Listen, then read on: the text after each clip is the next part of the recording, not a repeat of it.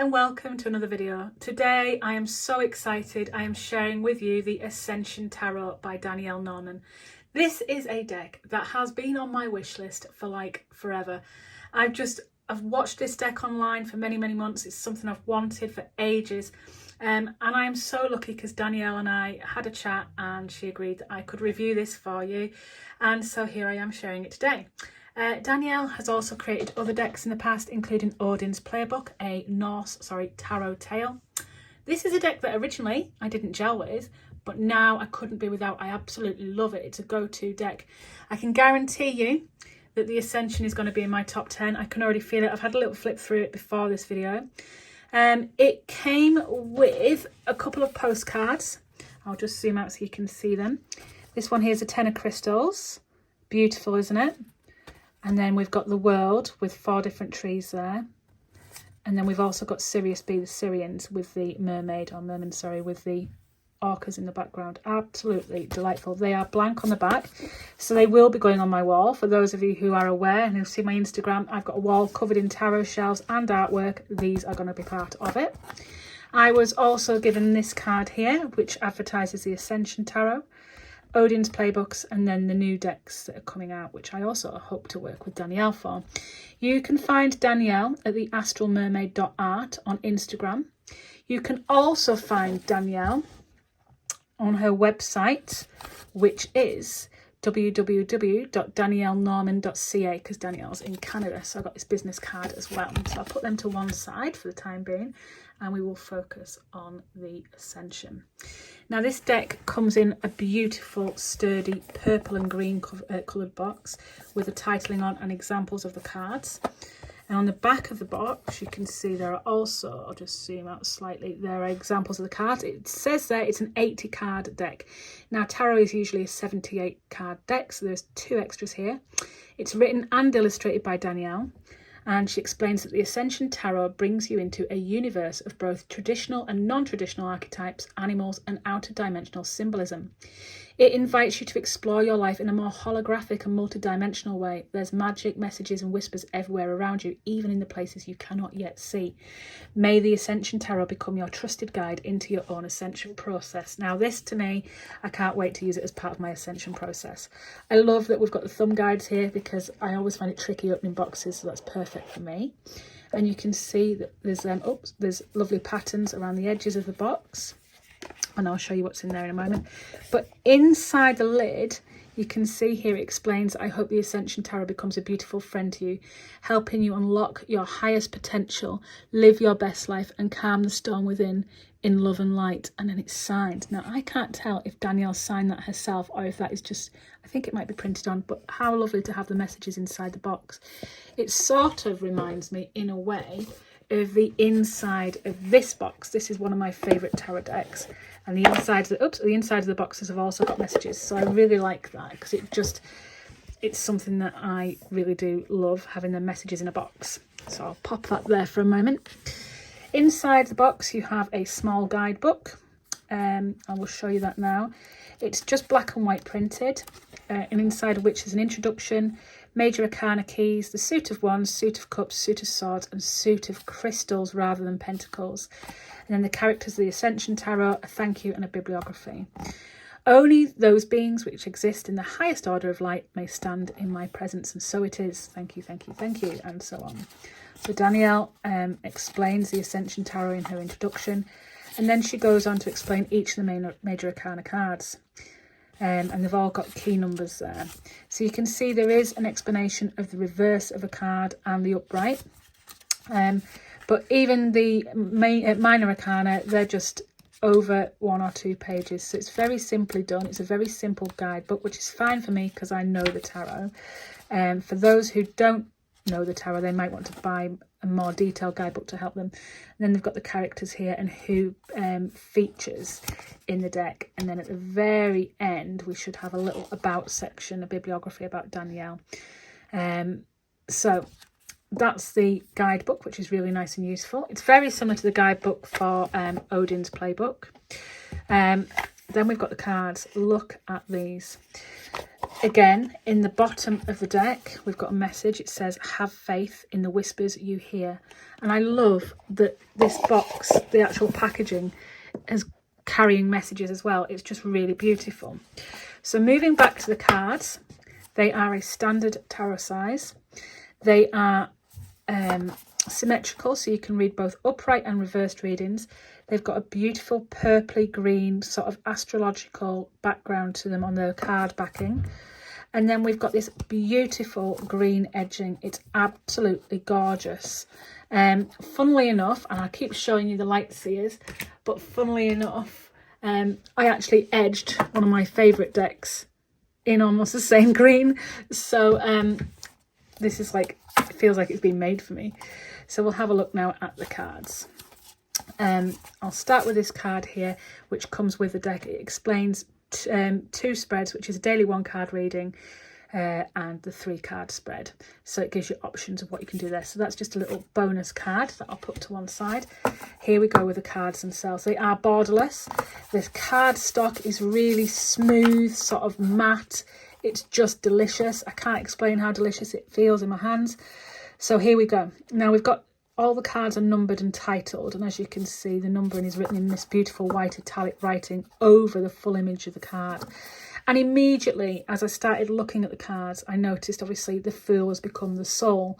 So some of the titling has changed. That traditional Rider-Waite-Smith titling has changed. And I really like that. But the imagery instantly reminded me of another deck, which I will just show you now. For those of you who are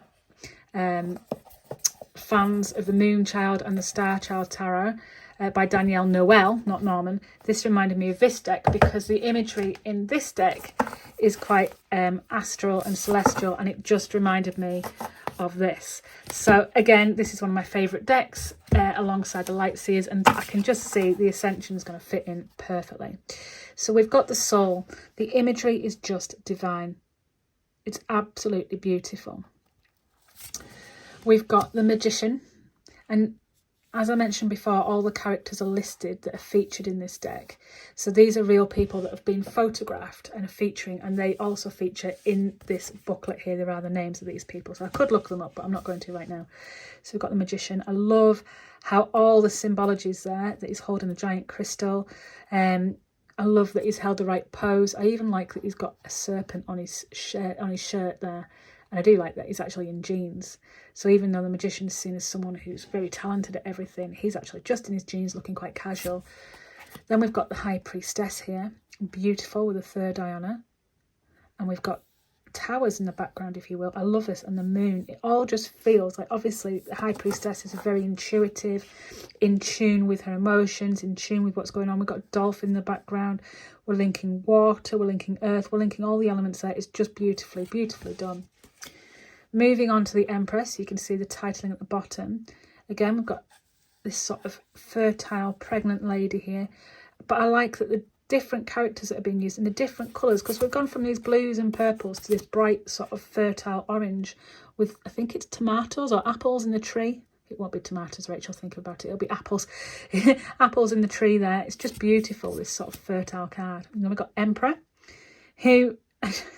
he just reminds me of someone of X-Men. I don't know why. I think it's this beam coming down and this red handkerchief in his pocket. And again, we've got symbology on his suit here, the big ring, but also this football, this sort of father figure, sort of, you know, come out, play football, do as I say, and these crystals in the background. We've got all the elements going on there. I really, really like it. Then we've got, rather than the Hierophant, the teacher, and that is exactly what the Hierophant is, the teacher, the guide, these books.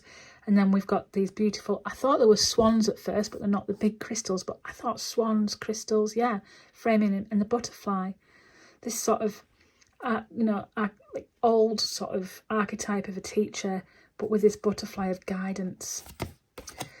This is one of the cutest lover cards I've ever seen. I love it. The roses, it's just like Valentine's Day all over, isn't it? How delicious is that? Then we've got the Chariot, and this interests me because normally, obviously, the Chariot is usually like riding and moving, but this person's actually looking up and they're holding weights to stay with these horses. It's like a huge amount of strength to be able to move, and I love how that's depicted in this card. It's so beautifully done. Strength, always a lion. I love this. And I love that she's just calmly sat by the lion as it's sleeping because she's so strong. Beautiful. The Hermit. Now this, the lantern's there, but the bear being all on its own. Because obviously, you know, bears are seen as quite scary, aren't they, really? Bears are seen as quite intimidating. You wouldn't want to approach one. And I quite like that the Hermit's actually seen as unapproachable here. But very cute. Then we've got the Maze. Now this card is actually from, as you can see, the cover of the deck. And this card replaces the Wheel of Fortune, which I find interesting because this is almost like a wheel going around the tree anyway, and the tree of life, if you will. I really like that it is a maze, because when things start changing, things are a maze, aren't they? They're difficult to navigate. Then we've got Justice, and I love this because we've got the hood of dark hood, the light hood, the black against the white, the yin-yang, if you will, the rocks, the swords, and the cosmos here. I just think it's beautifully done, that sort of balance. Then, rather than the Hanged Man, I always do this, we've got Perspective. I like that they've changed the name of this. And you can see they're very nice and calm here. Now, if I'm right in saying, I think that this deck also changes the naming of the Hanged Man to Perspective. I'll have to check that out. But again, a beautiful card. Death just reminds me of Harry Potter with these snakes. I don't know why. I think it's because maybe my daughter's obsessed with Harry Potter. But you've also got these beautiful butterflies there with Death, this transformation, this change, as well as the skulls. And Death is actually facing away. They're not facing towards you, it's walking away. And I like that sort of, you know, walking away, changing, moving on. Temperance, well, why not have a flamingo for some balance? I just think it's beautiful. You've got your cups there with the rainbows and a flamingo in a swirly sort of Van Gogh style background on a beach, chilling. Love it. The Devil. Now this is one of the most interesting depictions of like the devil I've seen for a while, because talking of the Light Seers earlier on, the Death card in the Light Seers is this hooded figure that you look into the hood and you can see the cosmos, if you will. And I like that she's also, Danielle's also done that. I'm just trying to see if I can find the Death card, and knowing my luck I won't be able to, because it'll be one of them cards that don't stick out. But yeah, so it reminds me of the Death card in Light Seers, very, very much so.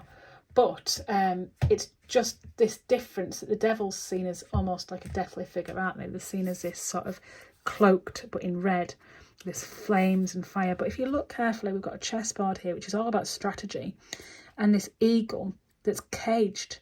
So I like that the Devil's all about this caging and this sort of, I know that it can be associated with sexual sort of connotations, but I like that the Devil's here associated with this being trapped, if you will, trapped in a strategic, flamey sort of way. But there is this chance to move forward, there is this chance to get away. I really like how they've done it. But I very much associate this card with the Death card from the Light Seers. It just reminds me very much of it. But yeah, I will go back to that shortly. The Tower. Well, normally the Tower is a burning building or a building that's been struck by lightning, but here we've got the crystal in the background. We've got even little koalas here, but obviously we've got bushfires going on, and that to me is so relevant of today's modern world, because if you think about the past few years, especially in the likes of Australia, where koalas are from, they actually lost their homes to bushfires, kangaroos and such like as well, see. And we had no control over the burning down of the shrubs because of the fact it was a bushfire, it got out of control. So I think this is a really good way of depicting the Tower. Then we've got the Star, which is just delightful. I love the blues and purples and greens of the deck. The typical colours are there. I love that that's how it's done. And then we've got the moon, but I like that we've got all the phases of the moon as well as a big moon in the background. And then we've got water there and the wolf. Really nicely done. And then we've got the sun. And this is probably going to be one of my favourite sun cards because look, it's got a horse on it. Now, for those of you who know me in a personal way, I love horse riding. So this was like, yeah, happiness is a horse ride. Was it Happiness is a Half Pipe, that song years ago? Well, for me, happiness is a horse ride. Then, rather than Judgment, we've actually got here the Ascension card. So I find it interesting because obviously if you were to ascend, if you will, to the next life, you would be therefore judged according to religion. And I like that they've used Ascension rather than Judgment. So well done, Danielle. And then rather than the World, which is actually just not here. We've got this one, Transcendence. So we've got Ascension and Transcendence. So these are all different cards. And I find it interesting. This almost looks like the World. But then we've got another card here, which I think is just beautiful. It's not in the traditional tarot deck. This is Unconditional Love. And I just think it's a beautiful card to have in there. I will be finding out who this person is that Danielle's put in her Unconditional Love card. Moving on to the Minor Arcana now. We've got the Ace of Wands. Really nicely done. I like that it's actually framed with an image. I love that these are borderless cards. I just think they're so beautiful. But this, the Two of Wands, I mean, wow. I love that she's looking out of the window. In fact, you can buy these wall stickers now that are meant to be windows, and it almost looks like the wall sticker of a window, how perfectly done it is. It's just beautiful. Yeah, I love this card. And then we've got the Three of Wands, doing a little bit of yoga there whilst they're waiting with the boat ready. I just think the colours are so fabulous, just so bold and bright. And then we've got the Four of Wands, that celebration card, on a beach, celebrating fireworks, just beautiful. And then the Five of Wands, which obviously we've got this arm wrestle here, because obviously it's nothing particularly important that we're fighting over, but it's this arm wrestle, this tug of war of life, if you will. It's interesting, and we've got like these sort of smouldering rocks behind us. It's very nicely done. Then the Six of Wands, a woman on stage, really nicely done. And the Seven of Wands. Now this, normally the Seven of Wands isn't depicted like this, but I love how she's actually put someone under a tumbler or a glass, sorry, so they're actually stuck. It's just really nicely done. I just think it's really cleverly done as well. So, the Eight of Wands, you can see that speed there in the card. I think it's really nicely done, this moving towards a speed. It also reminds me of the Muppet Christmas Carol, where they travel into the past and shoom, that speed. It's so nicely done. And the Nine of Wands, absolutely gorgeous. I like the lighting on this, but if you look carefully, she's leaning against the wall. She's giving in. She's got cuts and bruises on her arm. It's that sort of just keep going, but, you know, it's being overwhelmed almost, which, of course, the Ten of Wands is all about, that overwhelming. And we have that here, that weight on their shoulders. Again, carrying weight with the finish line just ahead of them, see? And then we've got here the Page of Wands. So we've still got the traditional court card figures, beautifully done. The Knight of Wands, how lovely is that, surfing. And then we've got the Queen of Wands and the King of Wands. So these cards are collage art style, which I really like this. I think it's really nicely done. So moving on to the cups, we've got the Ace of Cups, again framed for that ace card. I think it's really nicely done. Two of Cups, which is just beautiful, and I like that you can't really see the genders of these people that are embracing here, because it can be for anyone. Then we've got the Three of Cups, which is just so cute. And then the Four of Cups, nicely done again.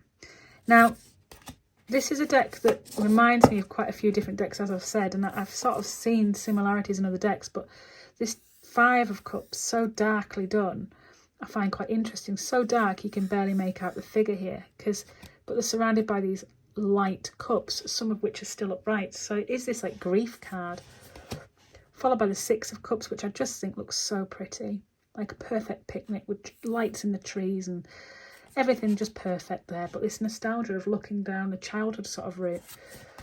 And then we've got the Seven of Cups here with the chessboard again, and we've already had a chessboard before, and I think Danielle must be a fan of chess. I certainly am. And I like that there are all these options, but they're on the chessboard. It's strategic. Then we have the Eight of Cups, that walking away, but we're walking away into what looks like to be quite a nice scene there. You can just see her walking in the distance. The Nine of Cups, that wish card, and for some reason I thought I saw a flamingo at first, but it's all just pink cups. And I just think it's really beautifully done. And then the Ten of Cups, that beautiful rainbow, which is just gorgeous.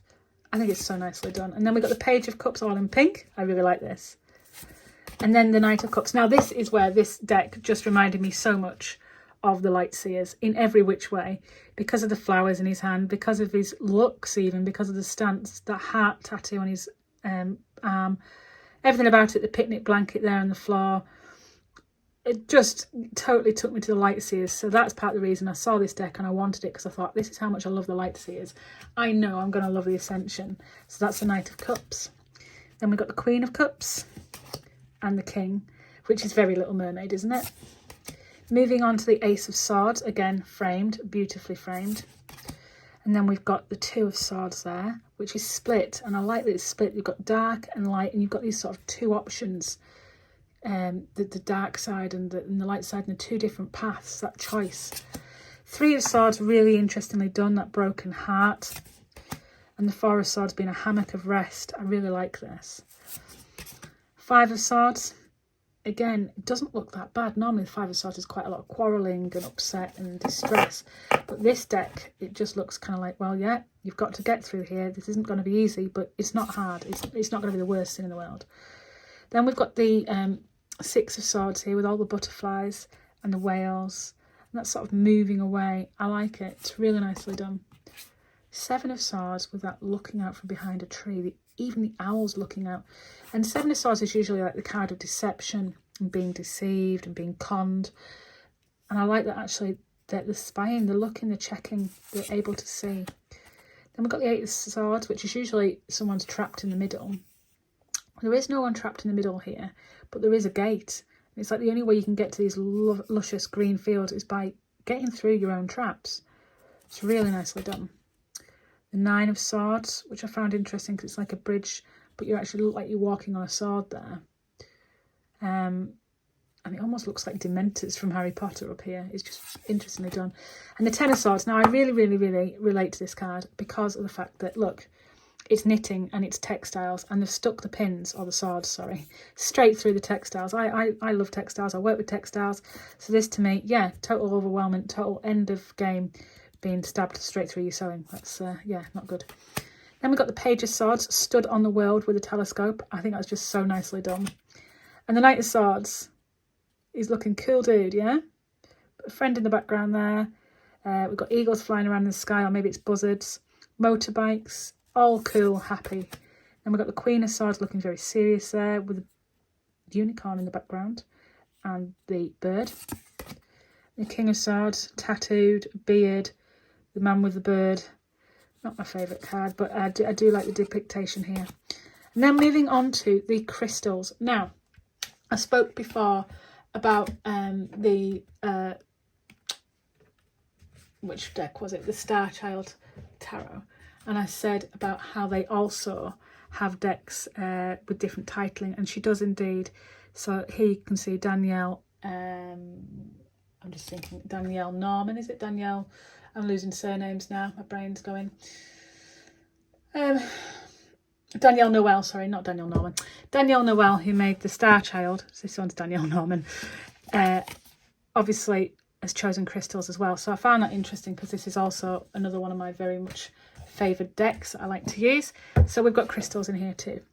And I like that it's framed again for that first card. How cool does she look? I love that it's like yin and yang here.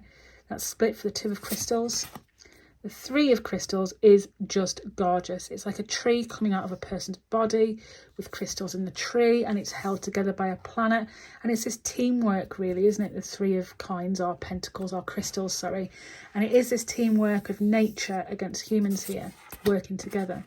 Four of Crystals, this is just so anime. And we've got this sort of mermaid tail in the background. Beautifully, beautifully done. Then we've got Five of Crystals, which obviously... the Five of Pentacles is usually seen as quite a lonely card. It's depicted as that card that looks wintry, that looks like someone that's, you know, obviously been left outside in the cold. And this is exactly that. It's perfectly, perfectly done. So yeah, that person that's been left outside in the cold here. But look, through that door there, it's lovely and warm. So they can choose to walk through that door. They don't need to be lonely. Then we've got the Six of Crystals here, absolutely gorgeous again. And the Seven, which looks to me like a wedding table, but I just think it's beautifully done with all them choices there. And then we've got the Eight, which they're on the laptop if you look. Oh, sorry, the computer, not laptop, get it right. That working hard. And then we've got the scenes out of the window, which are actually, if you look carefully, cards from this deck. See? How cool is that? Really nicely done. Then we've got the Nine of Crystals, which is just ascending upwards. I think it's so nice, that climbing up. And then the Ten of Crystals, which I mentioned before I was given the postcard of. So this will be going on my wall later on. Really beautifully done for that sort of family, but I like that it's actually in the sky, like your family together in the sky. So it's not necessarily people on this astral plane. And bear in mind that it does mention on this deck that it is about life in to do with different parts of the universe, outer dimensional. So I really like that Dani'el has almost done outer dimensional there. So Page of Crystals, again, if you look carefully, a scene there that they're holding, really beautiful. And then we've got the Knight of Crystals, really nicely done. The Queen of Crystals, who looks very happy and relaxed. And then finally we've got the King of Crystals. So this is the Ascension Tarot. I've been desperate to get hold of this and I can't wait to start shuffling it and working with it. You are going to see it all over my Instagram for quite some time, I would presume. It does come with a guidebook, which is quite useful. It does remind me slightly of the Star Child and of course, the Light Seers. But they are two of my favourite decks. So basically it's like putting two of my favourite things together. It's like... I don't know, custard and jelly, isn't it? Or jelly and ice cream, sorry. It's two things that are meant to go. And this works so well. So this is the Ascension Tarot by Dani'el Norman. She's incredibly talented. Please check out her website. I don't know if you've got this deck, but if you haven't, I'm wondering if this is something you'd be interested in. Let me know what you think of this deck. Let me know if this is something that will also be going on your wish list. I can't wait to start using this on my Instagram. I'm going to shuffle it in a moment. Very excited to do so. Yeah, let me know your thoughts. Take care and thanks for watching.